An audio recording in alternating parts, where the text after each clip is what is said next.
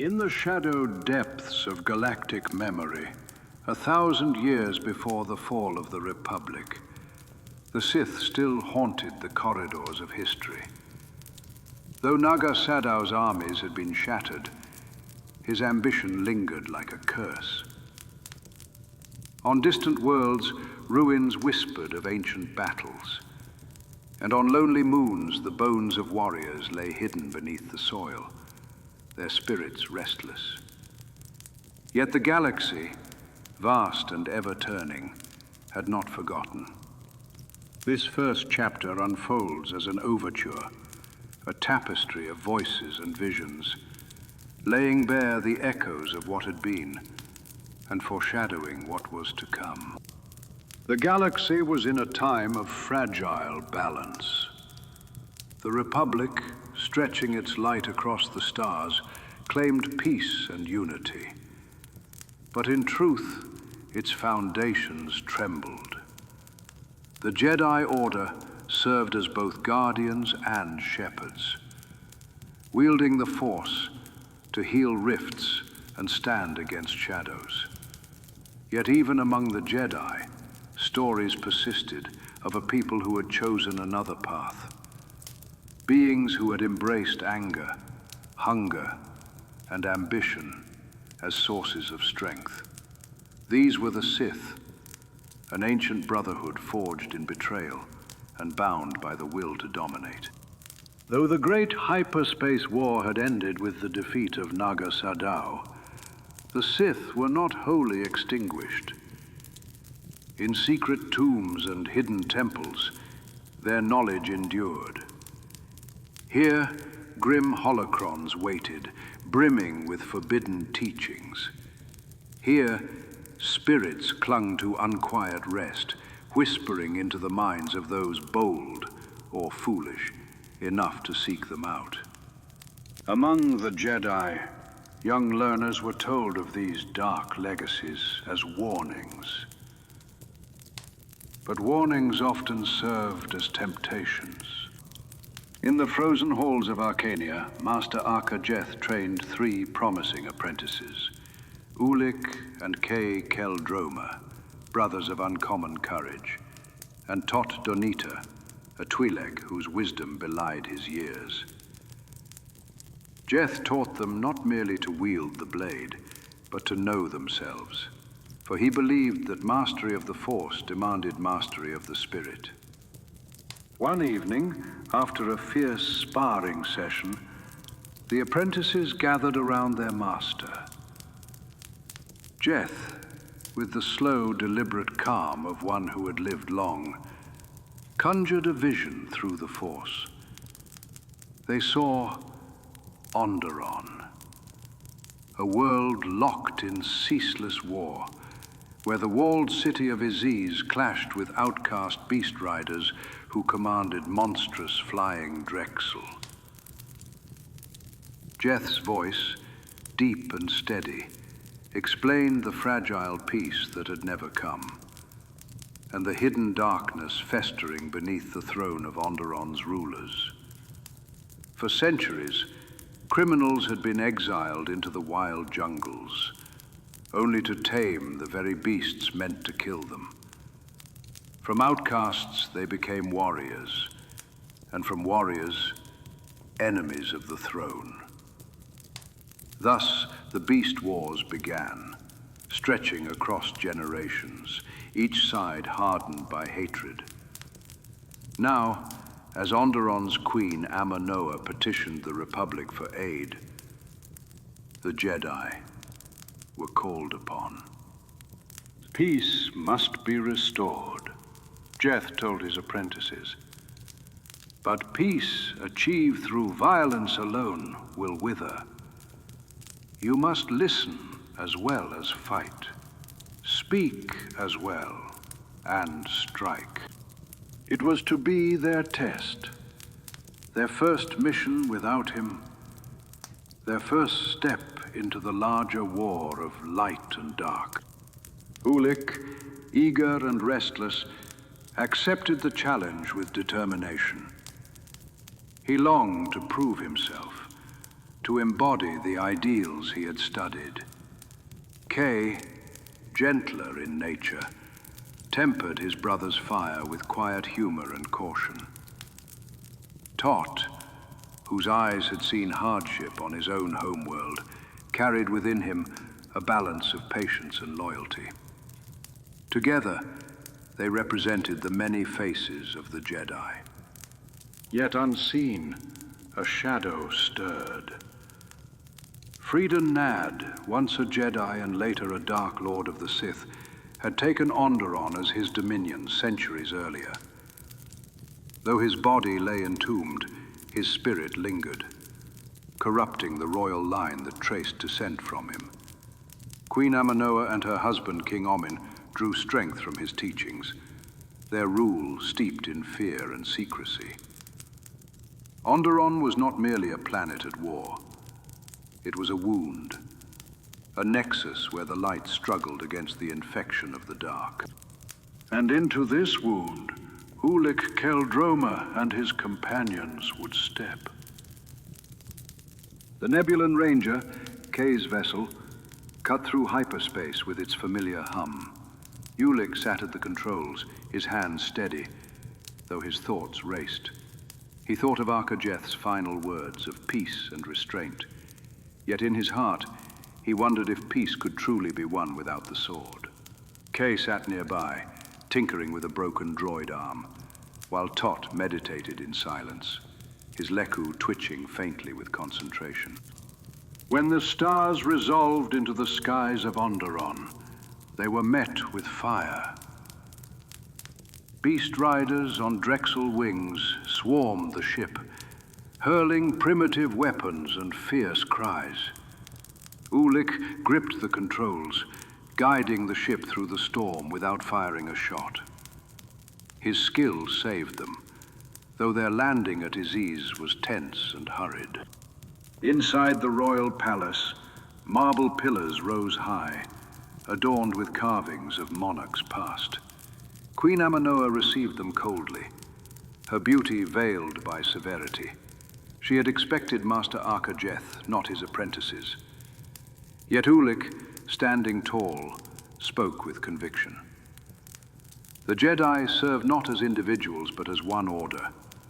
We are here to honor your request. Aminoa measured him with eyes that seemed to pierce beyond the surface. Beside her, Princess Gallia looked on with a gaze more curious than suspicious, as though she sought escape from an unseen burden. Their audience was cut short by violence. Beast riders shattered the windows, storming the hall with weapons drawn. The Jedi ignited their blades, emerald and sapphire light against the shadow of the invaders. Drexel roared as guards fell, and amidst the chaos, Princess Gallia was seized. Ulic fought fiercely, driving back the attackers, but could not prevent her abduction. Aminoa's fury was sharp and cold. Bring back my daughter, or do not return. Thus the apprentices ventured into the wilds, guided by instinct and determination. They pursued the beast riders to a fortress hidden among cliffs. There they discovered not a kidnapping, but a secret union. Princess Gallia and Onderon Kira, heir to the Beast Lords, sought marriage, not war. They spoke of love, but also of truth, that the royal family had long been bound to the dark side through Freedon Nadd, and that only by breaking this cycle could peace come. Ulic's heart wrestled with doubt. Here, in the wilds, the so-called savages spoke of freedom, while the palace hid corruption. Could the path of peace lie not in obedience to the throne, but in defiance of it? He agreed to return with Gallia and Onderon to Aziz, to speak once more with Aminoa. But words failed. The queen, consumed by the shadow of Nadd, rejected all pleas for reconciliation and unleashed her dark power to drive them out. The battle that followed engulfed the city. Beast riders swarmed the skies, Jedi clashed with guards corrupted by the dark side, and blood stained the streets. Kay lost his arm in the struggle, yet fought on with courage. Ulic's resolve faltered as he felt the weight of decisions too great for his years. But salvation came with the arrival of Arca-Jeth himself, who descended like a storm of light. With battle meditation, he turned the tide, guiding the hearts of allies and sowing doubt in enemies. In the tomb beneath the palace, he confronted Amanoa, and with the brilliance of the Force, her life was ended, her dark grip broken. Peace, at last, settled on Onderon. Gallia and Oron were wed, their union sealing a fragile harmony between city and wild. Yet beneath the celebration lingered unease. Freedon Nadd's spirit had not been vanquished, only silenced. His presence clung to the tomb, to the soil, to the blood of his descendants. And Ulic Qel-Droma, though victorious, could not forget the feeling of the dark side pressing against him, testing him. He had resisted, for now. Thus begins the saga. In the triumph of peace lies the seed of war. In the heart of a hero, the shadow of destiny grows. For Ulic Qel-Droma's path was not to end in glory, but in fire, blood, and redemption yet to come. The Saga of Nomi Sunrider and the Freedon Nadd uprising. In the wake of the beast wars of Onderon, the Jedi Order found itself facing new challenges across the galaxy. It was a time when darkness, long thought vanquished with the death of Naga Sadow's armies, began to stir once more. Into this fragile era of peace came the story of Nomi Sunrider, a woman who had not sought the life of a Jedi, but was destined to become one of its most radiant champions. Her tale intertwined with that of the Onderonian uprisings and the shadow of Freedon Nadd, setting the stage for the greater conflicts yet to come. In 3999 BBY, a young Jedi apprentice named Andor Sunrider traveled with his wife Nomi, their daughter Vima, and their droid A3DO across the galaxy. His master, Chama, had instructed him to journey to the desolate world of Ambria, there to learn from the enigmatic Jedi Master Thon. In his possession, Andor carried a pouch of rare Adagan crystals, gifts for Thon, and tools that could one day fashion powerful lightsabers. Their journey was interrupted at a hyperspace terminal. The notorious crime lord Bogger the Hutt had learned of Andor's crystals and sent his thugs to seize them. Ambushed and overwhelmed, Andor fell beneath the attacker's blades. His death could have ended the Sunrider family's legacy before it began. But in that moment of despair, Andor's spirit reached out through the Force. He called to Nomi, urging her to take up his lightsaber and defend their daughter. Pause 2 seconds. Nomi Sunrider had never been trained in combat. She had always resisted violence, believing herself unsuited to the warrior's path. Yet faced with her husband's murder and her child's peril, she ignited the blade. Guided by instinct and Andor's voice, she cut down 2 of the assailants, forcing the rest to flee. In that instant, the woman who had sworn never to kill became a Jedi in the making. Her destiny forever changed. Pause 2 seconds. After burying Andor, Nomi took her daughter and continued to Ambria. The world was harsh, scarred by Sith sorcery from centuries past. Poisoned lakes bubbled with corruption, and few dared to live there. But among its barren wastes dwelled Master Thon, one of the most unusual Jedi in history.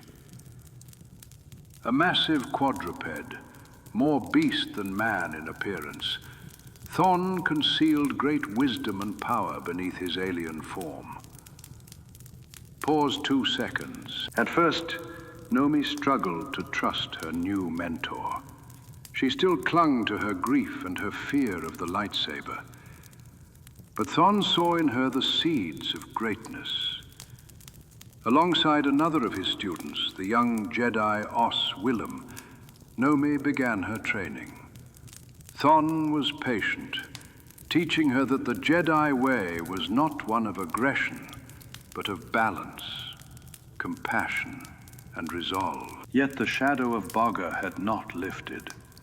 Still desiring the Adagan crystals, the Hutt sent his enforcer, Finhead Stonebone, and a band of pirates to Ambria.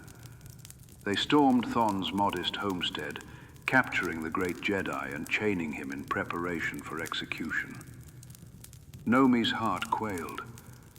Her husband's death still haunted her, and she feared killing again. But the moment demanded courage. Drawing upon the Force, she fought with a newfound clarity, rallying Os Willem and even the fierce beast Thon himself rode. The pirates were scattered, never to trouble Ambria again. Pause 2 seconds. In victory, Nomi finally accepted her path. She would become a Jedi Knight. Not only to honor Andor's memory, but to protect her daughter and the galaxy itself. While Nomi's journey unfolded, the world of Onderon once again became a flashpoint of conflict. The death of Queen Amanoa at the hands of Master Arkajeth had seemingly ended the long curse of the dark side that plagued the royal line.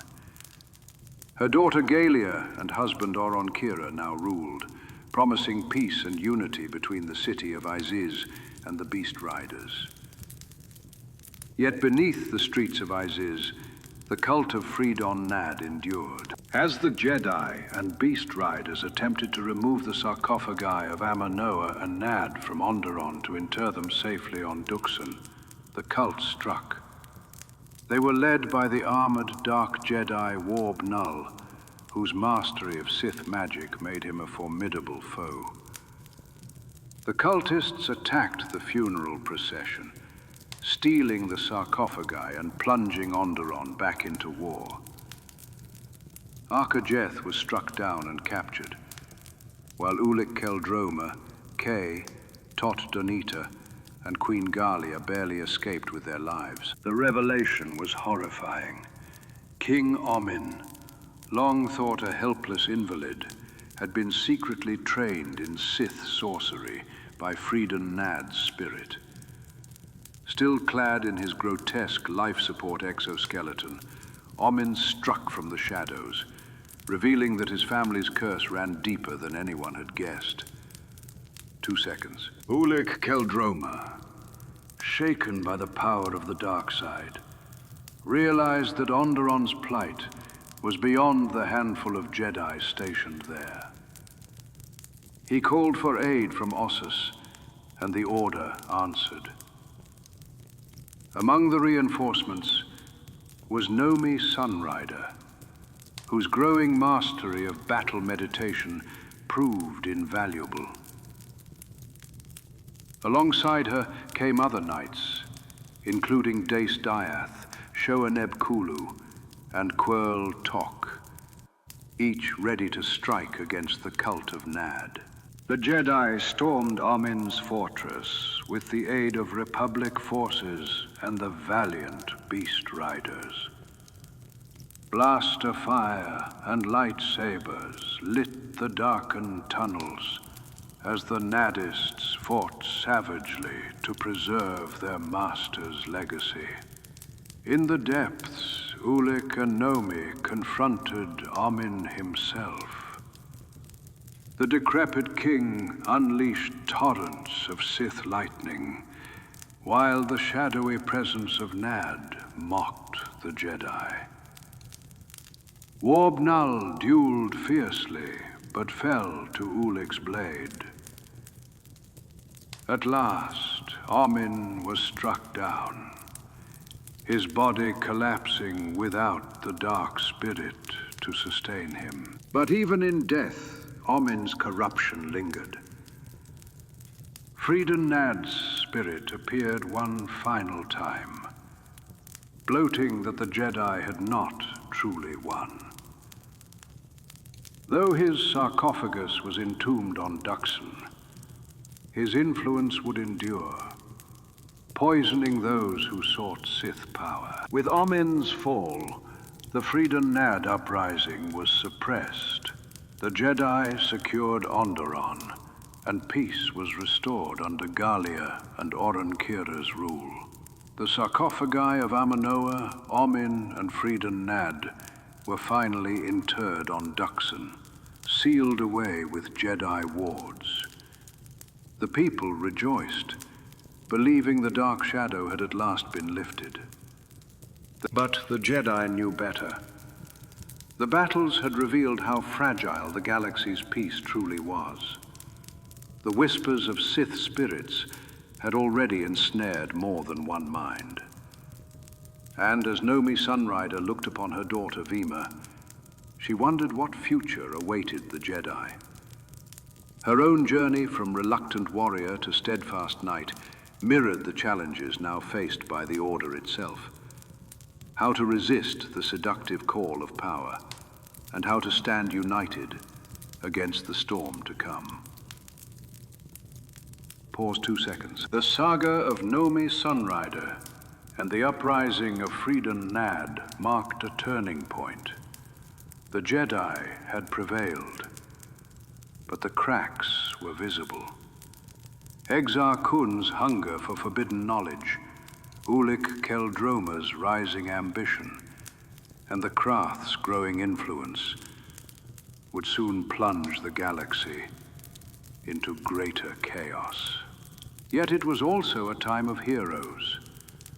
Nomi Sunrider, thrust unwillingly into battle, had become a beacon of the light. Her story, intertwined with Ulic's and Kun's, was only beginning. But already she embodied the enduring truth of the Jedi, that even in despair, the light of the Force can rise anew. Chapter 5. Dark Lords of the Sith. The galaxy trembled in the year 3997 BBY as turmoil erupted far from Coruscant. In the Empress Teta system, once a bastion of stability and commerce, darkness took root.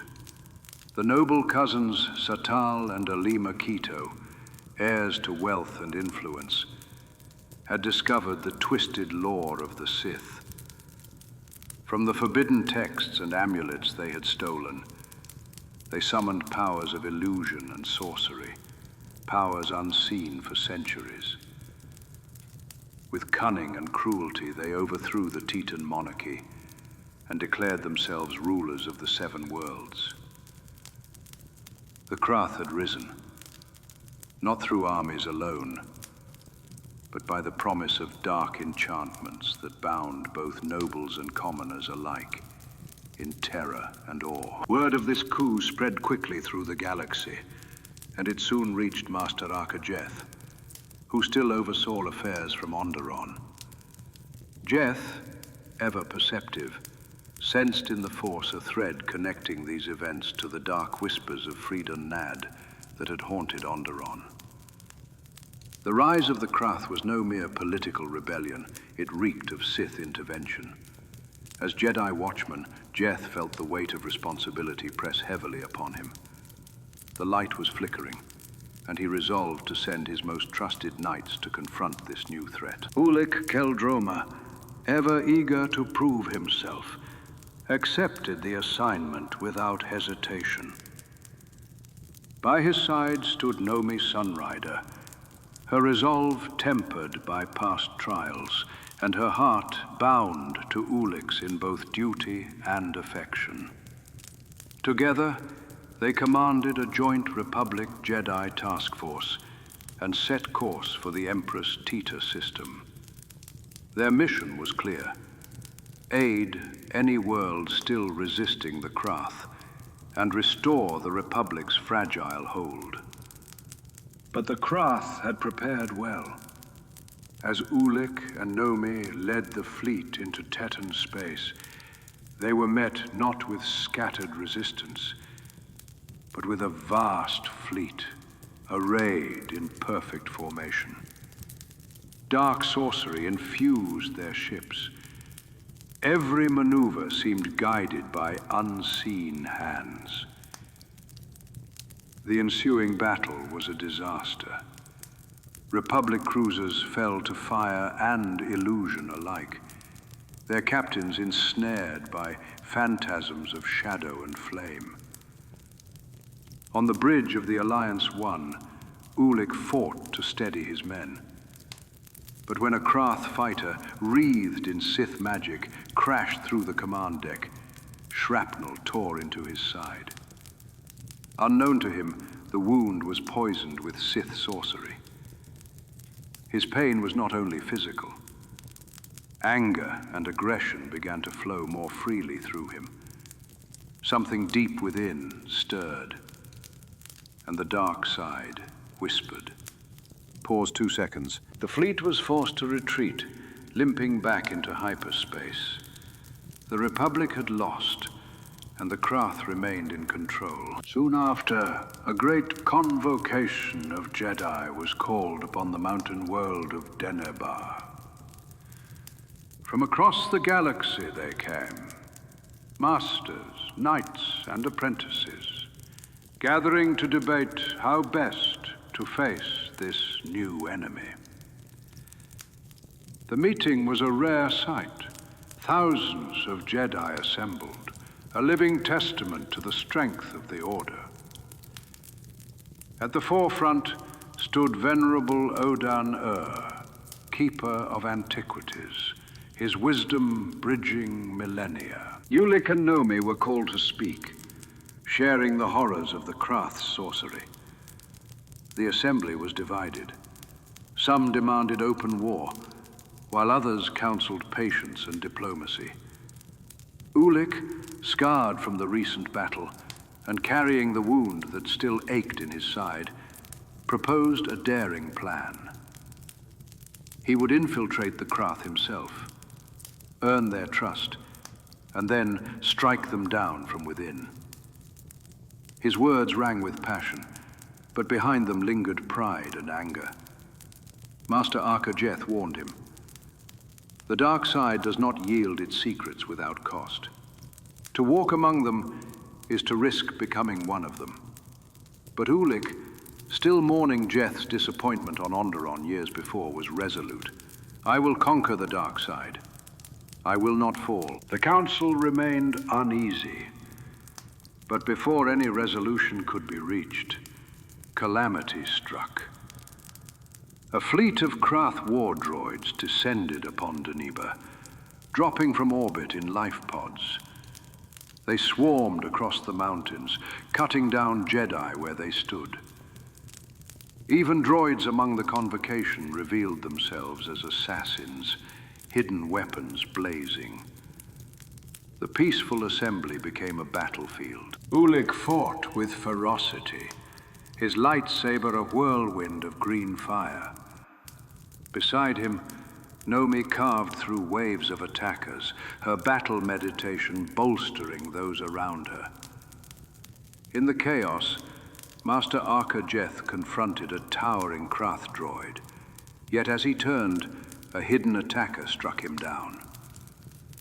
Ulic rushed to his side, cradling his dying master. Forgive me. I should have seen.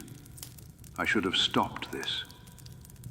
But Jeth, with his final breath, only whispered, "The light must endure."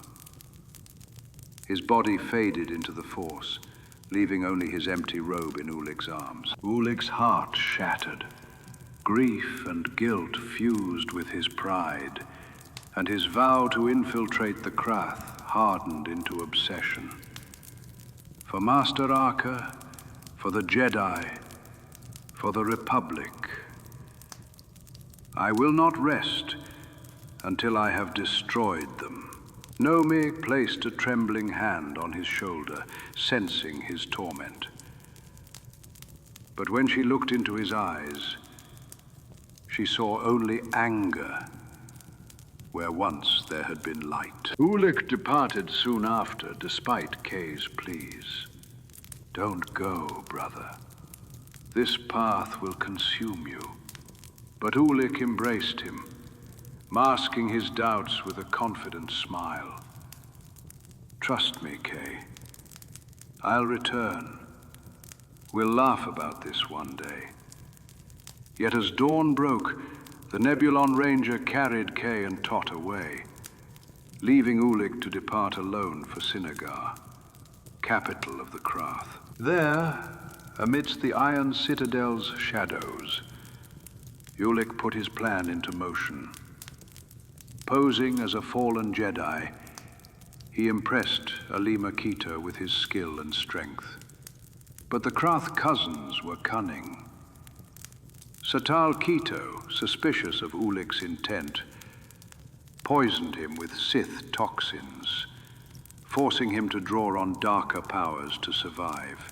Each trial bound him closer to their web. Soon Aleema offered him not only trust but affection.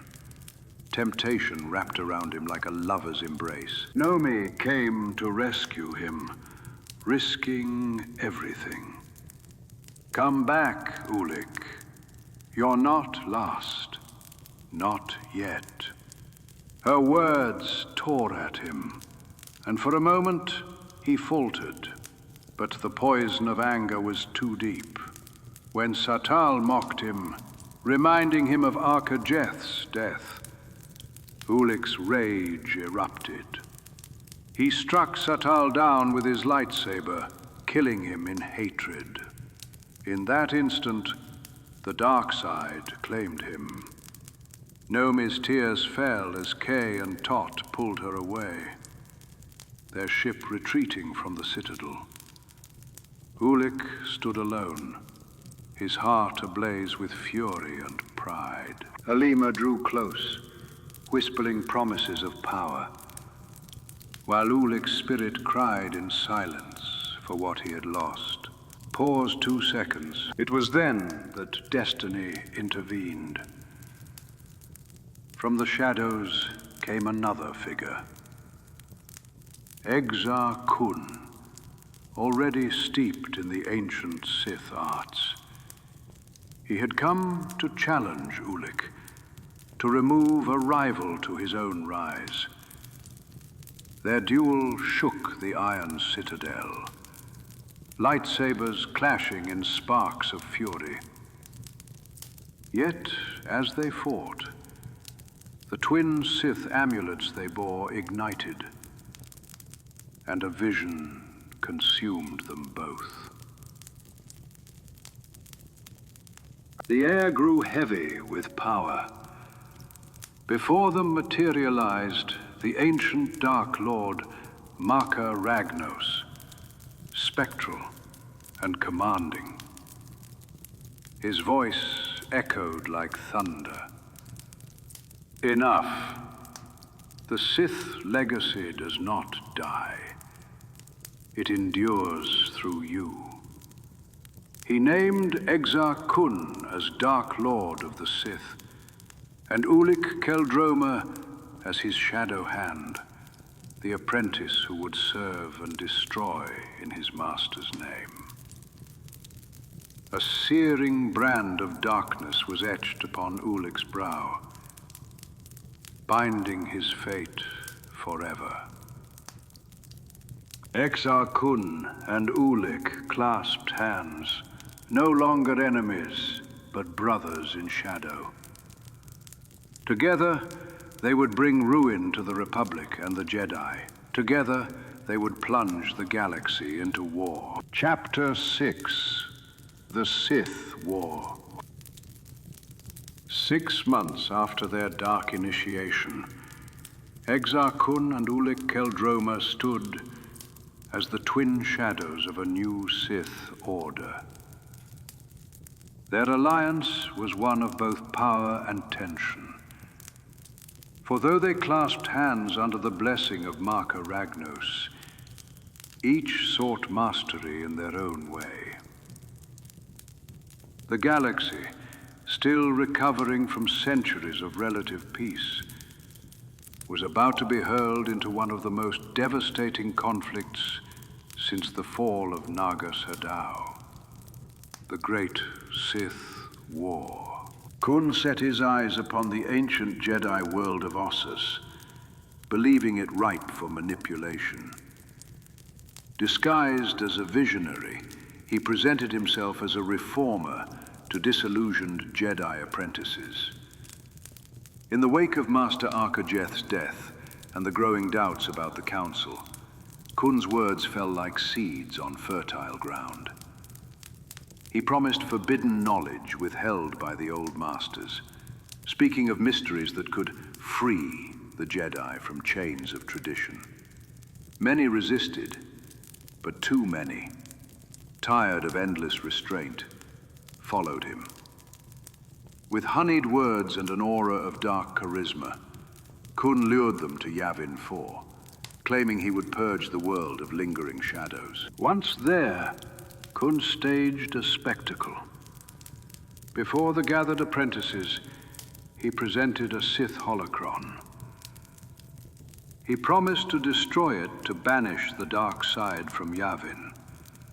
Raising the artifact high, he shattered it, unleashing a wave of sorcerous energy that pierced into the minds and veins of the onlookers. The apprentices screamed as tendrils of shadow coiled around them, twisting loyalty into fanaticism.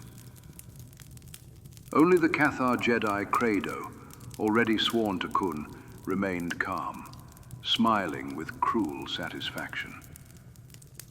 In that moment, the Brotherhood of the Sith was born. Not a gathering of equals, but thralls bound to their Dark Lord. While Kun was reshaping Jedi into Sith, Ulic Qel-Droma pursued his own campaign. His ambition drove him into the path of Mandalore the Indomitable, the warlord of the fierce Mandalorian clans. Their duel on the desolate plains of Kuar was brutal and unrelenting. Mandalore fought atop his basilisk war droid, raining fire and steel upon Ulic. Yet Qel-Droma's skill and fury carried him through. He dismantled the basilisk, forced Mandalore to the ground, and in a final test of dominance, offered mercy where execution was expected. Mandalore bowed, proclaiming Ulic his master. Thus, the Mandalorian Crusaders, feared across the Outer Rim, swore themselves to Qel-Droma's banner. The galaxy now trembled under twin threats: Kun's Brotherhood and Ulic's Mandalorian Krath army. Together, they planned to strike not just at Republic outposts, but at the heart of galactic civilization itself. Their first great gambit was an assault on Coruscant. With Aleema Keto's illusions cloaking their fleets, Ulic led Mandalorian warbands and Krath soldiers in a daring attempt to decapitate the Republic leadership. The streets of the capital burned as war droids clashed with Jedi defenders. Ulic himself stormed the war room, intent on seizing control of the Republic's fleet commands. Yet betrayal lingered. Aleema Keto, hungry for power, ordered a retreat mid-battle, leaving Ulic isolated. Captured by Jedi and brought before the Senate, Ulic refused to beg for mercy. His defiance echoed through the chamber. The Republic is a hollow shell. The Sith will bring a new golden age. Before judgment could be passed, Exar Kun arrived. With Massassi guards at his back, he stormed the Senate floor, freezing senators in place with sorcery. The Chancellor fell, slain in the chaos, and Ulic was freed. Kun faced his old master, Vodo Siosk Bas, in a duel that symbolized the war itself. Tradition versus rebellion, discipline against ambition. For a time, Bas held firm, his simple staff resisting Kun's blades. But Kun revealed his terrible innovation, a double-bladed lightsaber. With this weapon, he overwhelmed Bas and struck him down. The Senate chamber, once a symbol of order, was left in stunned silence as the Sith departed unopposed.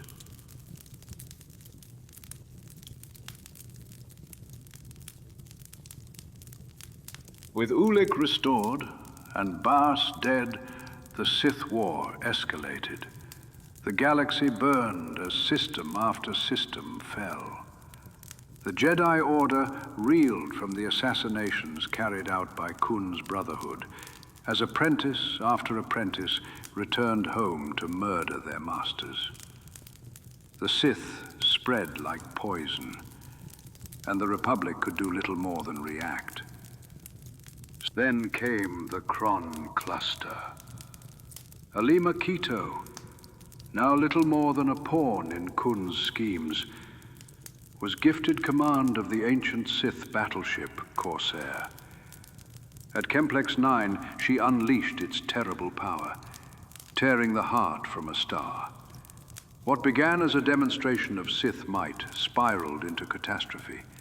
The chain reaction consumed the entire Kron cluster in a blazing supernova. Jedi fleets perished, star systems were obliterated, and the shockwave hurtled toward Ossus, home of the Jedi's greatest library. Panic spread as Ossus prepared for evacuation. Jedi scrambled to save ancient scrolls, artifacts, and holocrons, desperate to preserve their legacy. It was in this chaos that Ulic Qel-Droma arrived, not as a savior, but as a conqueror. Leading Mandalorian forces, he clashed with Republic defenders and Jedi alike. Yet it was not Ossus that doomed him, but the shadow of his own blood. Qel-Droma, ever loyal and unwilling to abandon hope, confronted his brother. Ulic, stop this madness. It's not too late to return. But Ulic, hardened by war and consumed by rage, would not yield. Their duel raged through the ruins of Ossus, lightsabers flashing amidst the thunder of collapsing stars. Kay fought not to kill, but to save his brother. Ulic, blinded by fury, struck without restraint. With a final, brutal blow, he cut Kay down. The sight of his brother's lifeless body broke him. The rage that had fueled him vanished, leaving only horror and despair. He fell to his knees, cradling Kay's form, his cries echoing louder than the supernova's roar. In that moment, Nomi Sunrider arrived. Seeing what Ulic had done, She unleashed the deepest grief of her heart. With the light of the Force, she stripped Ulic of his connection to it. Silence fell upon him. For the first time since his fall, Ulic felt nothing. No power, no dark whispers, no guiding light. The Force was gone. The war would rage on, but for Ulic Qel-Droma, it had already ended. Pause 2 seconds. Chapter 7. Redemption. The galaxy had scarcely begun to heal in the aftermath of the Great Sith War. The fleets were shattered, the Jedi Order diminished, and entire worlds bore the scars of conflict. Yet the deeper wounds were not physical. They were wounds of trust, of faith, and of the spirit. The Jedi, once unified in their mission to protect peace, now found themselves divided. Some knights questioned the wisdom of their masters, remembering too well how easily Ulic Qel-Droma, once a bright champion of the light, had fallen into shadow. Others clung to tradition, seeking comfort in ritual and doctrine, even as the galaxy around them groaned for renewal. It was in this climate that Nomi Sunrider, now recognized as the foremost leader of the Jedi Order, called for a great convocation. The station chosen was Exis Station, a vast and ancient platform orbiting a dying sun. There the Order would gather to reflect, to seek guidance, and perhaps to find a way forward. Nomi carried a great burden upon her shoulders. She was no longer just a warrior, no longer just a mother. She was the voice of a fractured order. Yet, for all her composure, her heart remained troubled. She had lost Andor, her first love, to violence. She had watched Ulic, the man she once trusted and loved, fall into darkness. And in stripping him of the Force after the death of his brother Kay, she had acted in anger and despair, a decision she could not entirely forgive herself for. Amidst this storm of duty and doubt was Vima Sunrider, her teenage daughter. Vima had grown restless under her mother's tutelage. She yearned for attention, for validation, and most of all for independence. To her, the convocation at Exis was nothing but endless words spoken by masters too cautious to act. One day, frustrated and defiant, Vima slipped away from the gathering. She stole a small craft from the docking ring of Exis Station and launched herself into the void. But her recklessness nearly cost her life. The ship's systems faltered, sending her spiraling dangerously close to the nearby sun. At the last possible moment, salvation came. It was Tot Donita, the Twi'lek Jedi, and longtime ally of Nomi and the Qel-Droma brothers. He had arrived late to the convocation, only to discover the young girl in peril. With steady hands and calm through the Force, he rescued her from certain death. Yet Vima's heart did not waver from her course. Grateful, but still stubborn, she declared that her path as a Jedi could not be shaped by her mother alone. She needed another teacher, one who understood pain, failure, and redemption. She spoke a name that made Donita's blood run cold. Ulic Qel-Droma. Far away from the busy corridors of Exis Station, Ulic Qel-Droma lived in isolation upon the icy, desolate world of Renvar. Stripped of the Force, cut off from the light and the dark alike, he wandered the frozen ruins of an ancient citadel. Once he had been a general, a conqueror, a dark lord of the Sith.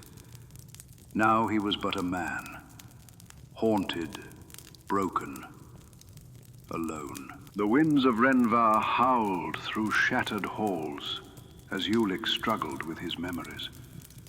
He remembered Kay's final words, the light fading from his brother's eyes. He remembered Nomi's face, twisted with grief, as she cast her wall of light upon him.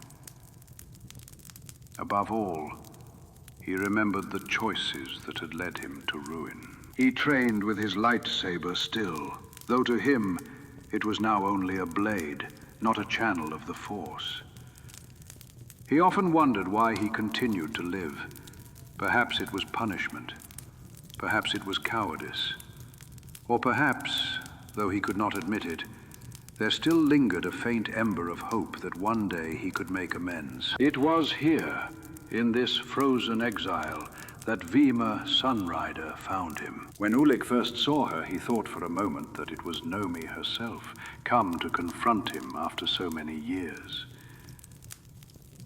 But no, it was a girl, red-haired like her mother, with bright, determined eyes. "I am Vima," she said, her voice carrying both defiance and desperation. "Nomi Sunrider is my mother, and I want you to be my teacher." Ulic's heart clenched. He tried to turn her away. "I am no Jedi," he told her.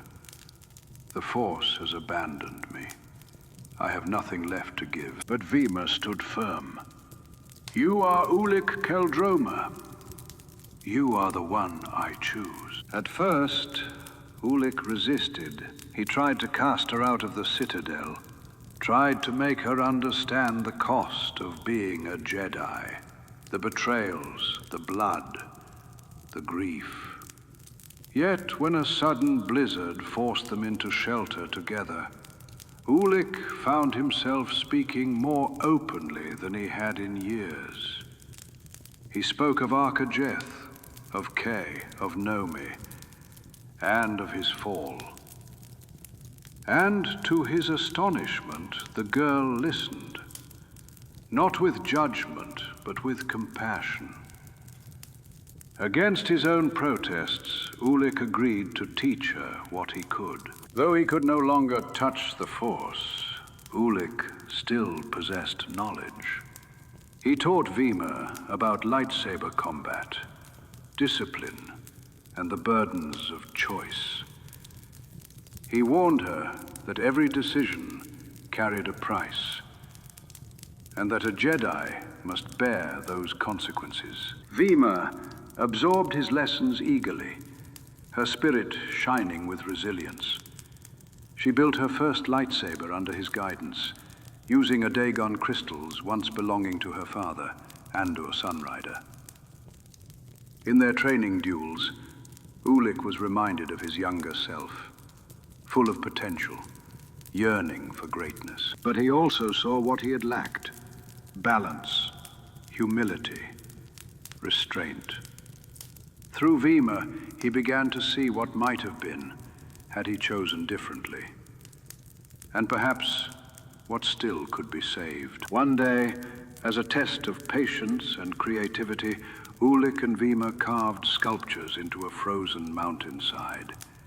Vima shaped her father's likeness, while Ulic carved Arcajeth, the master who had once believed in him. Standing side by side, teacher and student, they honored the past, and in doing so, gave shape to a fragile hope for the future. But shadows from the past could not be buried forever. Silva, the fierce Cathar Jedi, still burned with hatred for Ulic. Her mate, Credo, had died during the Sith War, misled and corrupted by Kun and Ulic alike. She had long dreamed of vengeance, and now she found her way to Renvar, guided by her anger. When she confronted Ulic, she was nearly feral with rage. "Murderer!" she hissed, igniting her blade. "You will pay for all you've done." Ulic raised his weapon, but only to defend. Blow after blow fell upon him, yet he refused to strike back. "I will not fight you," he said. "Not anymore." The duel raged across the citadel's battlements, their sabers clashing with fury and restraint. Finally, Ulic deactivated his blade and stood exposed. "End it, Silva," he whispered. "If this is what you need, then strike me down." Silva trembled. The moment was hers. But in that stillness she saw the truth. Ulic was no longer the Dark Lord who had led armies and spilled blood. He was a broken man, carrying guilt far heavier than any blade. Her fury melted into sorrow. "Of all the people to free me from my anger," she said, "it was you." But fate was cruel. As Silva lowered her weapon, her blaster bolt rang out. The spacer Hogon, who had brought Silva to Renvar, had taken it upon himself to make history. To him, Ulic Qel-Droma was a war criminal, a monster who deserved no mercy. With cold satisfaction, he fired the shot that mortally wounded the fallen Jedi. Nomi Sunrider and Vima arrived moments later, only to find Ulic dying. Vima wept, refusing to accept it, while Nomi knelt beside him. With his last breaths, Ulic looked into Nomi's eyes. "Forgive me," he whispered. "I already have," she replied. Turning to Vima, he pressed into her hand a necklace he had worn. "You are a Jedi," he told her. "Stronger than I ever was." Then, at last, peace came. Ulic Qel-Droma's body faded, vanishing into the Force as only the greatest Jedi Masters had done. Though stripped of the Force in life, in death he was redeemed, and the light welcomed him home. His story ended not in conquest, but in forgiveness, and his legacy, carried by those he had touched, endured. Chapter 8. Destiny Calling. The ashes of the Great Sith War had not yet cooled when whispers began to circulate of another shadow rising. Among the Jedi, there was unease. Among the Republic, fear. And at the center of it all stood a man whose ambition rivaled that of the ancient Sith Lords themselves, Exar Kun. Once, he had been a promising Jedi Knight under the tutelage of Master Vodo Siosk Bas. Bold, inquisitive, and hungry for forbidden knowledge, Kun possessed both the brilliance of a scholar and the arrogance of a warrior who believed no door should remain closed. It was this dangerous mix that drove him away from the safe paths of the Jedi and into the depths of ancient secrets. Kun's journey began under the guise of scholarship. Posing as a Jedi archaeologist, he arrived on Onderon, where the shadow of Freedon Nadd still lingered. The tombs of kings and queens, the echoes of dark rituals. These were the things that drew him, though he claimed it was mere historical research. There, he crossed paths with Qel-Droma and Tot Donita, Jedi watchmen stationed on Onderon after the recent uprisings. They tolerated Kun's presence, even granting him a tour of Freedon Nadd's court, but they soon saw through his guise. When Master Arca Jeth confronted him directly, the truth was laid bare. Kun was not a simple archaeologist. He was a Jedi Knight consumed by a dangerous fascination with Sith lore. "You are not welcome on Onderon," Jeth warned sternly. "The path you walk leads only to ruin." But Kun's pride was greater than his caution. "Nonsense," he replied. "I am a Jedi Knight. I will come and go as I please." And with that, he departed to continue his search, without the aid or the restrictions of the Jedi. Guided by whispers and promises of power, Kun sought out Freedon Nadd's resting place on the jungle moon of Duxon. The tomb was sealed in Mandalorian iron, impervious to a lightsaber's blade. Yet, when Kun pushed further, he felt the presence of something else, a strange power surrounding him, feeding his will. On his next attempt, the barriers yielded, and he passed into the shadowed crypt. Within, he found sarcophagi, first those of King Omin and Queen Amanoa, and finally the skeletal remains of Freedon Nadd himself. And there, as the air grew colder and the silence deeper, Nadd's spirit emerged. The spectral Sith greeted Kun with cruel delight. He offered a gift, a pair of scrolls inscribed with Sith teachings that spoke of the last home of the Sith. Kun, though unsettled, accepted. But when he emerged from the tomb, the two guides who had brought him, petty cultists named Nebo and Rask, attempted to rob him. In that moment, Kun lashed out. Fueled by anger and the residue of Nadd's dark power, he cut them down with shocking ease. The act left him shaken. He had killed before, in defense and battle, but this was different. It had been swift, merciless, and driven by fury.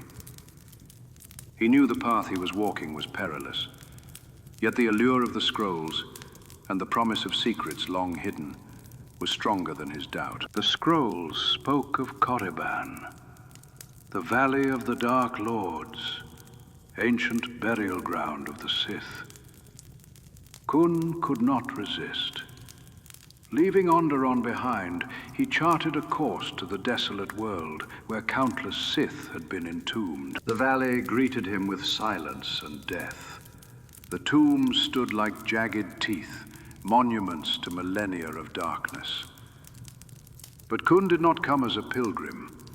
He came as a conqueror of knowledge. As he descended deeper, skeletal guardians animated by Sith sorcery rose to bar his way. With his lightsaber, he carved a path. But with each strike, he felt the weight of the dark side pressing closer.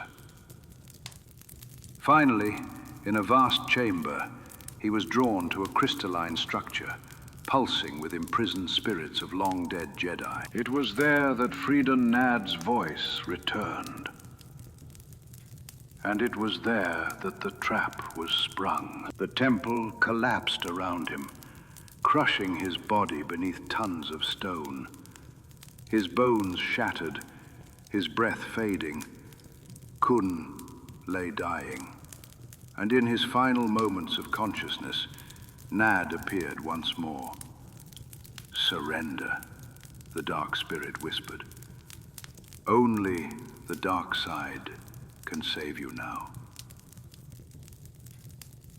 Far away, his master, Vodosyosk Bas, felt his student's peril and tried to shield him with the light. But Nadd's shadow overpowered the old master's reach. Kun was alone, and so, desperate and broken, Exar Kun yielded. In an instant, his body was restored, his bones knit together. Strength flooded him, more than he had ever known. But the price was heavy. He had forsaken the light. Though he still protested, insisting he remained a Jedi, his actions betrayed him. When Nadd summoned the feral Tukata beasts of the valley, Kun found himself unable to call upon the light.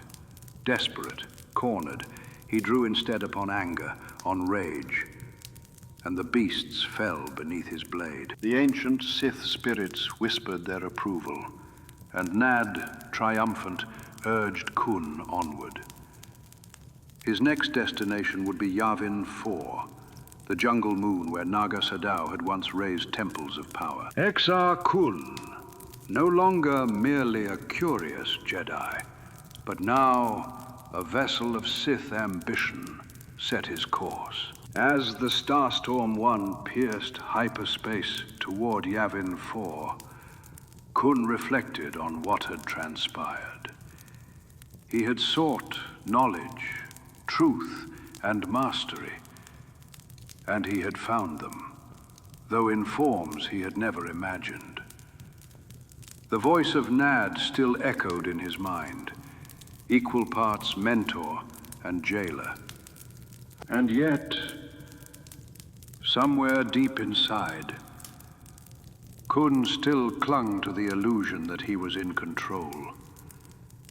He told himself he could master the dark side without being mastered by it, that he could wield its power as a tool without losing himself. But even then, the transformation had begun. For Exar Kun, destiny had already taken hold. Back on Ossus, Vodo Siosk Bas grew troubled. He could no longer sense his student in the currents of the Force as he once had. What he felt instead was a void, heavy and suffocating. The other masters dismissed it as a fading connection, but Bas knew better. At the same time, whispers reached the Jedi Council of strange disturbances on Korriban. Lights in the valley, unnatural storms, shadows that moved where none should exist. The masters did not yet know Kun's name, but they felt the echo of what had begun. The jungles of Yavin awaited him. The temples, the Massassi, the remnants of Naga Sadow's alchemy. Freedon Nadd had promised that there, Kun's transformation would be complete. And Kun, for all his bravado, could not deny that part of him was eager. He had tasted the dark side, and though it burned like poison, it also intoxicated like fire. Power was within his grasp, power to rival the greatest of Jedi, the mightiest of Sith. When his ship broke atmosphere and the massive stone temples rose from the green expanse, Exar Kun felt it, a call, deep and resonant, echoing in his very soul. His destiny was no longer a choice. It was a path, and he would walk it to its end. The age of Exar Kun, the Dark Lord of the Sith, had begun. Chapter 9, Becoming the Dark Lord. When the Starstorm 1 descended through the thick emerald canopy of Yavin 4, Exar Kun felt it immediately. A pulse of dark energy that made the very air vibrate. The ancient Sith temples rose from the jungle like titans frozen in stone, silent but watchful. Kun disembarked, his boots sinking into the mossy ground. Though he had survived Korriban's collapse and accepted the dark side's embrace, part of him still clung to the illusion that he was a Jedi scholar, merely uncovering history. But the moon cared little for lies. Its temples radiated power, and the Massassi, twisted descendants of Naga Sadow's followers, stirred in the shadows, drawn to him. It began with a whisper of movement. Dark-skinned warriors, their bodies warped by alchemy, emerged from the trees. They carried Lanvarok discs, deadly weapons designed to tear flesh from bone. With guttural cries they surrounded him, their eyes glowing with fanatical fervor. Kun ignited his lightsaber, confident in his skill. But the Massassi were relentless. Discs flew through the air, one striking his arm, another grazing his shoulder. Pain seared him, and for the first time in years, Kun felt the sting of vulnerability. He hesitated. That hesitation nearly killed him. The Massassi swarmed, driving him back, tearing at his robes. He fought desperately, but each strike felt heavier than the last. His blade seemed to falter. The jungle pressed in. It was then that the priest Zithmina emerged. Tall, ancient, and cloaked in ritual markings. He studied Kun with eyes that saw not a man, but a destiny. Recognizing the power within, Zithmina declared that Kun would not be slain. Instead, he would be taken to the Temple of Fire, where his fate would be decided.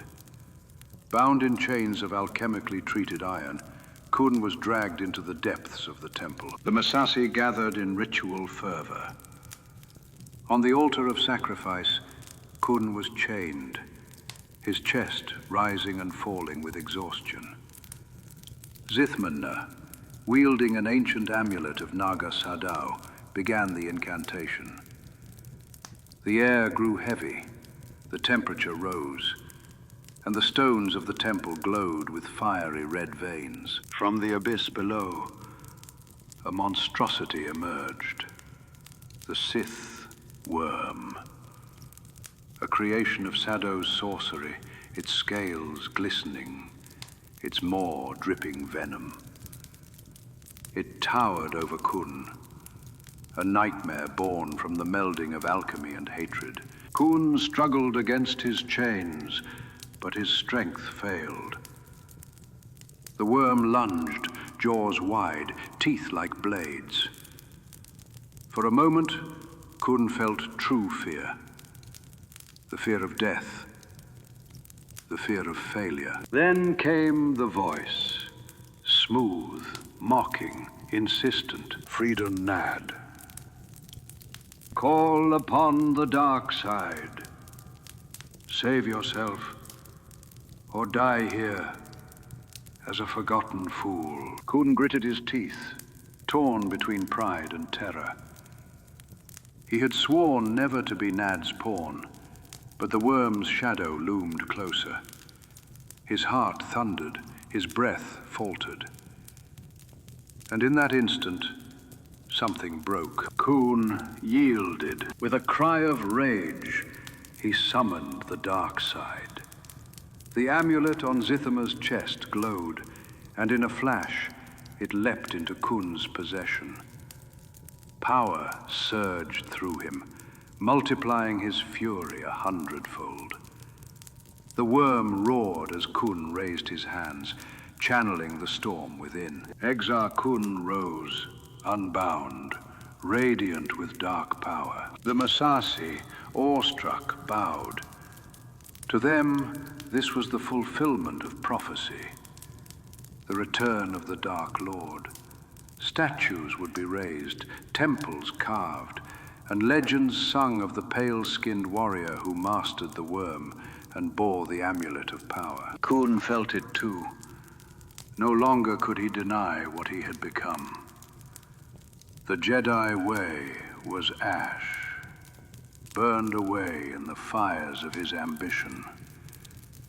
He was something greater now, something terrible. And yet, a shadow lingered. Freedon Nadd's voice returned, praising him, coaxing him to continue. Yes, yes, power flows through you, but it is only the beginning. Together, we will reshape the galaxy.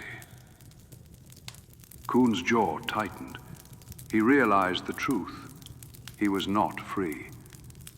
Nadd's presence still hovered like a vulture, demanding obedience.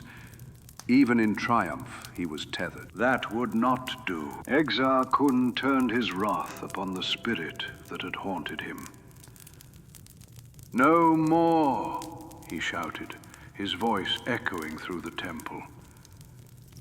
"I will not be your servant, Nadd. I will not be anyone's servant." The amulet burned with power as he unleashed his fury. Nadd's spectral form screamed, twisting and writhing as Kun's energy tore through it. For centuries, Nadd had bound himself to Onderon, Duxan, and the weak-willed fools who followed him. But against Exar Kun's unleashed might, even the ancient Sith spirit could not endure. In a blaze of light and shadow, Freedon Nadd was annihilated. For the first time, the tombs of Onderon were silent. The chains of Nadd's lingering influence were broken. Exar Kun stood alone, victorious, but changed. The Massassi, witnessing the destruction of the spectral tyrant who had once enslaved them, fell prostrate before Kun. They named him God King, Dark Lord, Master of the Moon. Kun accepted their worship, though he cared little for titles. What he wanted was power. What he craved was immortality. He ordered temples built in his honor, vast monuments that would channel the force of the jungle moon into dark nexuses of energy. He enslaved the Massassi further, commanding them to sacrifice, to bleed, to suffer, all in his name. From their children, he ripped away their souls, imprisoning them in a golden globe deep within the temples. He told himself it was necessary, that such power would serve a greater purpose. But in truth, it was a testament to his hunger. In the depths of Yavin 4, Kun discovered something more. Beneath the Temple of Fire, where he had slain the worm, lay the hidden laboratory of Naga Sadow. There, preserved in stasis, were scrolls, relics, and the Corsair, Sadow's ancient warship. Kun studied the alchemy of the ancients, unlocking secrets that allowed him to warp flesh and forge monstrosities. He experimented upon the Massassi, transforming them into abominations of muscle and metal, claws and fangs. He made Terentatex, beasts that feasted on Jedi blood, and battle hydras, two-headed serpents with wings of death. The more he learned, the more he hungered. The line between scholar and sorcerer had long since vanished. He was Sith, utterly and completely. Exar Kun had destroyed Freedon Nadd, broken the last tether of his false mentorship. He now commanded an army of loyal Massassi, a growing arsenal of Sith beasts, and the knowledge of Naga Sadow's forbidden arts. But destiny had one more twist to weave. For in the wider galaxy, Ulic Qel-Droma, once a shining Jedi Knight, was falling deeper into darkness himself. Their paths would soon converge, not as rivals, but as brothers in arms. The galaxy trembled. The Republic, still reeling from the Krath uprising, had no idea that a new Dark Lord had risen. And on Yavin 4, Exar Kun looked to the stars and whispered, "Power. Yes, there is power, and I will claim it all." The Age of Shadows was only beginning. Chapter 10, Lord of the Sith. The jungles of Yavin 4 burned with the sweat and blood of the Massassi. But for Exar Kun, they had become too small. He had drained their souls, bent their bodies with alchemy, and scoured Naga Sadow's knowledge from the ruins. The moon was his domain. Yet the galaxy beyond still lay unclaimed. Kun's eyes turned outward, toward the whispers of new Sith rivals. Freedon Nadd was dead by his hand, yet Nadd had spoken of others, the Krath sorcerers in the Empress Teta system, heirs to a different strand of Sith corruption. If they were left unchecked, they might oppose him. If they could be manipulated, they might serve. Kun chose the latter. The Corsair, Naga Sadow's ancient warship, cut across hyperspace like a dagger in the dark. Kun guided it to Sinagar, the jewel of the Empress Teta system, where the Krath's iron citadel loomed over the city like a fortress of tyranny. Already the Tetan streets were alive with conflict. Jedi Knights, Qel-Droma, Nomi Sunrider, Kurl-Tok, had launched a desperate strike to rescue Ulic Qel-Droma from the clutches of Aleema Keto. Their war beasts clawed across the citadel's battlements, their lightsabers flashing like beacons of defiance.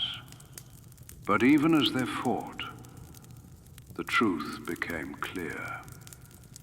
Ulic did not want to be saved. Exar Kun arrived amidst the chaos, stepping into a battlefield not of his making, but one he would claim.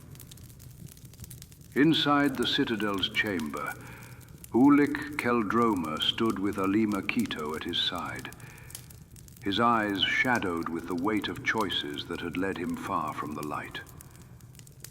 The air stank of blood, smoke, and sorcery. Kun entered with quiet confidence, his Massassi guards flanking him. "So," he said, his voice dripping with disdain, "this is the one Freedon Nadd spoke of. A pretender, another child seduced by half-whispered promises." Ulic's hand went to his lightsaber. "I am no pretender. I am master of the Krath." The blades ignited as one. Blue met crimson in a shower of sparks. Their duel was immediate, fierce. The clash of two men destined for greatness, yet unwilling to yield an inch. Kun's style was elegant, refined through years of training under Vodosiyosk Bas. Ulic's was brutal, forged in battles on Onderon, honed by loss and grief. Their strikes were a storm, their parries a chorus of fury. The Massassi roared. Aleema screamed incantations, and still, neither warrior gave ground. Then it happened. Both men wore Sith amulets, relics of unimaginable age and power. As their blades locked, the twin talismans flared to life, pulsing in resonance. Energy surged between them, wrapping their bodies in tendrils of fire and shadow. The duel froze. Kun and Ulic stood suspended, their wills drawn into the maelstrom of the amulets. From that storm emerged a figure, vast, towering, cloaked in the ancient authority of the Sith. His face was skeletal, his voice a thunderous whisper. Marker Ragnos, the long-dead Dark Lord whose reign had marked the zenith of the Sith Empire, gazed upon the two combatants with disdain and amusement. "Cease this petty conflict," Ragnos commanded. "For you are not rivals. You are heirs." Kun bowed his head, awestruck yet defiant. Ulic stood rigid, his breath heavy, but his ambition unbroken. Together, they listened as Ragnos continued. The galaxy crumbles under the weight of its own decay. The Republic is weak, bloated, ripe for conquest. The Jedi are fractured, blind to the shadows. You, Exar Kun, have mastered the alchemy of Sado, and you, Ulic Qel-Droma, have bent armies to your command. Alone, you will fall. Together, you will bring about a new Sith golden age. Kun felt the words burn into him like fire. This was not suggestion, it was decree. Ragnos reached out, spectral hands blazing with dark fire. He touched Kun first. Exar Kun, you are the Dark Lord of the Sith. Power seared into his forehead, etching the mark of office into his flesh. Kun gasped, but the pain only fueled his exhilaration. At last, he was no longer a seeker. He was Lord. Then Ragnos turned to Ulic. And you, Qel-Droma, shall be the Shadow Hand, the Enforcer, the Sword.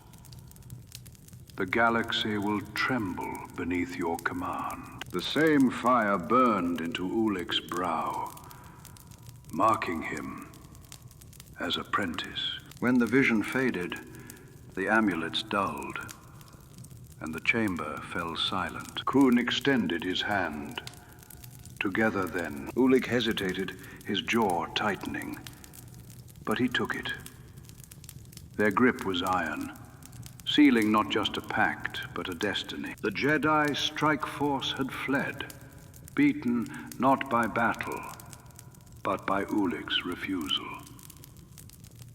Aleema Keto looked on, torn between loyalty to Ulic and awe at Kun.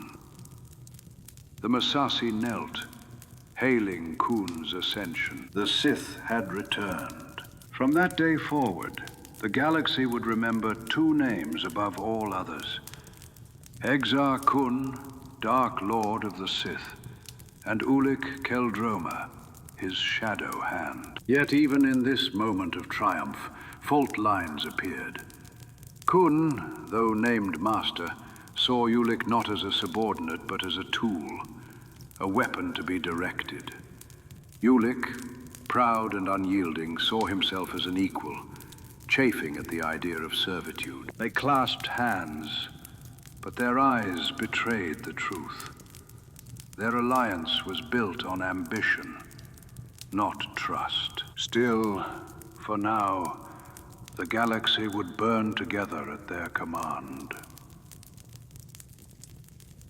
The Krath armies, the Mandalorian clans, the Massassi warriors, and the corrupted Jedi who had flocked to Kun's banner would soon become a single war machine.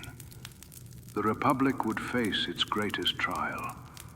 The Jedi would endure their darkest war. And somewhere, Marker Ragnos's laughter echoed in eternity, for his Sith Empire had been reborn. The Great Sith War had begun. Chapter 11, Chaos in the Senate. The galaxy shifted beneath the shadow of two men. Exar Kun, newly anointed Dark Lord of the Sith, and Ulic Qel-Droma, Shadow Hand, spread their power outward like wildfire. The Brotherhood of the Sith was no longer a dream. It was reality, and the Republic trembled. Kun's ambitions reached far beyond armies and fleets. Soldiers could be crushed, fleets scattered, but Jedi once turned, could break the order itself. And so Kun flew the Starstorm I to Ossus, bringing with him a group of impressionable apprentices. He stood before them, in the very heart of the Jedi library, cloaking his corruption behind words of renewal. "The Masters hold you back," he whispered. "They chain you, fearful of your potential. But I will unlock your destiny." When he opened it, dark light spilled forth, and whispers filled the hall. The apprentices gasped as visions of power, dominion, and eternity seared into their minds. Kun smiled. "The Sith will make you more than Jedi. They will make you gods." The holocron trembled in his grip. Then, with a violent surge, it shattered. Shards of crimson crystal exploded outward, embedding themselves into the bodies of the young Jedi. They screamed, writhing as the dark side burned into their veins, remaking them. When the cries subsided, they rose, their eyes clouded, their loyalty no longer to the Jedi Order, but to Exar Kun. The Brotherhood of the Sith was born. Kun wasted no time. His voice was steel as he gave his command. "You will return to your masters. You will strike them down. End them, and the Jedi will crumble." Some hesitated. One, Os Willem, faltered, but Kun's Masasi drove him back into line. Only Credo, his old classmate, remained willingly loyal. For him, Kun reserved a special fate. The Brotherhood departed Yavin 4 like a plague loosed upon the stars. Masters who had spent decades shaping Jedi into defenders of peace would soon fall by the very hands they had trained. Kun reserved one task for himself: the slaying of his former master, Vodo Siosk Bas. Even as Kun's Brotherhood fanned out, events spiraled beyond his control. Ulic Qel-Droma's reckless assault on Coruscant ended in disaster.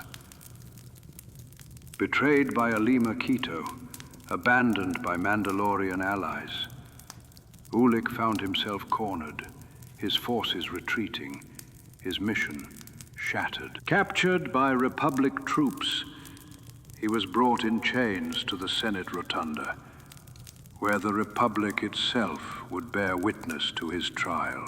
The Supreme Chancellor Sidrona presided. Kun watched from afar with fury, his shadow hand paraded like a common criminal. This could not be allowed. The Senate chamber was packed with senators, Jedi, and dignitaries.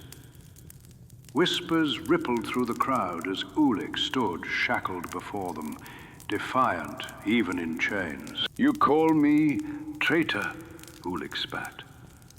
"But I am the future. The Republic is rotting. Your time is ending." The Supreme Chancellor raised his staff. "You will answer for your crimes." But before the sentence could fall, the chamber trembled. The great doors burst open, and Exar Kun entered with a phalanx of Masasi warriors at his back. Gasps filled the hall. Senators leapt to their feet. Jedi ignited their sabers. Kun's voice was calm, commanding. "This trial is over." With a gesture, he unleashed a Sith spell. Silence fell.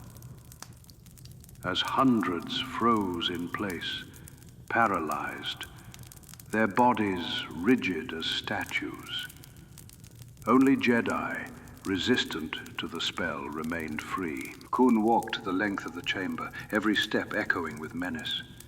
He reached Ulic's side, and with a flick of his hand shattered the chains.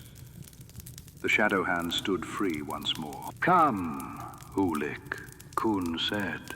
"This Senate belongs to us." Supreme Chancellor Sidrona, though aged and frail, did not shrink. He raised his staff and struck at Kun with surprising force. The Dark Lord caught it easily, disdain flickering across his features. Foolish old man. Kun's amulet glowed. Energy crackled, searing into Sidrona's mind. The Chancellor convulsed, forced to parrot Kun's words, declaring the Republic an outdated relic, doomed to fall before the new Sith Order. When Kun released his grip, Sidrona collapsed, dead before he struck the marble floor. The Senate chamber erupted into chaos, and then came a voice Kun had long dreaded, calm, steady, but filled with sorrow. Exar Kun. From the far end of the chamber strode Vodo Siosk Bas, Kun's former master. The Krevaki's eyes burned with disappointment. His staff, humble wood, seemed almost laughable against the Dark Lord's double-bladed lightsaber. "Leave, Master," Kun said softly. "I offer you one chance. Join me, and together we will reshape the galaxy." Bas shook his head. "You are lost, Kun. But I will not allow you to drag the Order into ruin." The duel began. Kun's crimson blades roared to life, twin arcs of fury. Bas met them with his staff, the simple wood absorbing strike after strike. The chamber rang with each impact, senators and Jedi alike watching in awe. For a time, Bas held his own, his mastery and serenity tempering Kun's raw power. But Kun's rage was a storm, his blows unrelenting. And then, with a twist and surge, Kun activated his saber's hidden second blade. Bas faltered, unprepared for the sudden attack. In a single, devastating strike, Kun cleaved through his master's staff. The old weapon splintered, falling in pieces to the Senate floor. Bas staggered, wounded, his life fading. But his voice remained steady. "This is not the end, Exar Kun. One day, perhaps not soon, but one day, I will see you defeated." With a final cry, Kun struck him down. Bas's body vanished into the Force, leaving only silence where he had stood. Kun stood triumphant, his breath heavy, his blades humming. Around him, the Senate chamber was frozen in fear, its greatest champion slain before their eyes. He deactivated his weapon and turned, cloak sweeping the floor. "Let them remember this day," Kun said coldly. "The day the Republic trembled before the Dark Lord of the Sith." Beside him, Ulic Qel-Droma stood silent, his face unreadable.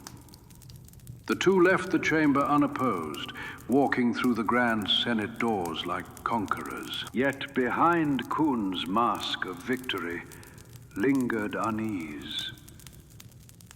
For in Bas's final words, he had felt something, a certainty that no power could erase. Somewhere in the future, his downfall awaited. Chapter 12. Downfall. The galaxy had burned, the Jedi had bled, and the Republic had staggered to its knees. But at last, the storm of the Great Sith War began to break. The armies of Exar Kun and Ulic Qel-Droma lay in ruins, their allies dead or scattered. The Republic, battered but unbroken, had rallied with the Jedi Order to strike back. And now, the darkness had only one throne left: the jungles of Yavin 4. The war's tide turned first on Onderon. Mandalore the Indomitable, proud and unyielding, had led his warriors in a desperate assault against King Oron Kira and the Beast Riders.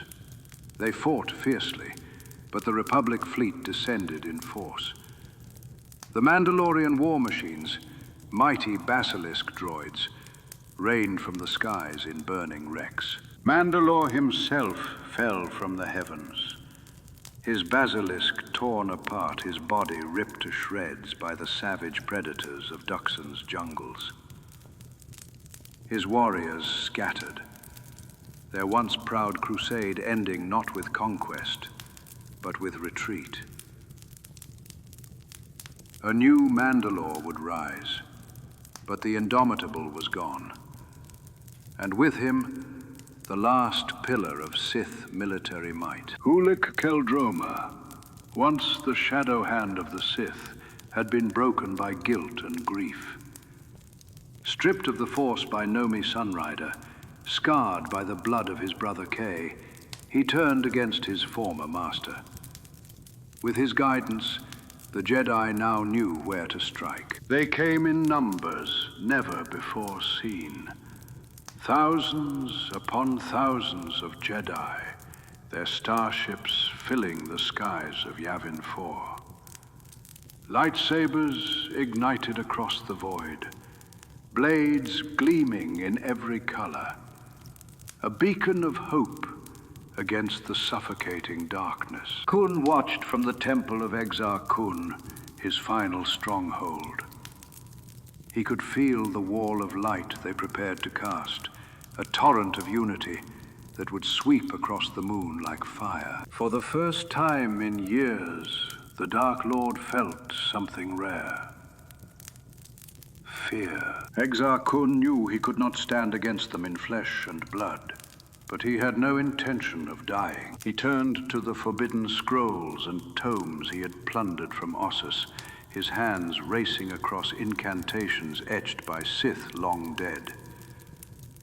The answer lay in sacrifice, life for power, blood for eternity. He called the Massassi, every last one, into the great temple.